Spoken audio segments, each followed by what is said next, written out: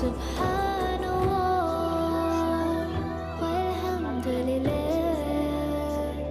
la ilaha illallah, Allahu akbar. Subhanallah walhamdulillah, la ilaha illallah, Allahu akbar.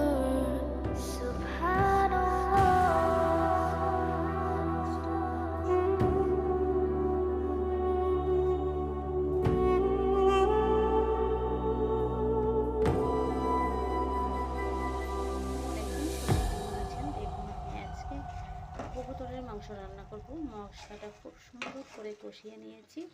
এখন আমি কবুতরের মাংসটা এর ভিতরে দিয়ে দিব। এই যে দেখুন, আমি ধুয়ে সব সুন্দর করে রেখে দিয়েছি। এখন মাংস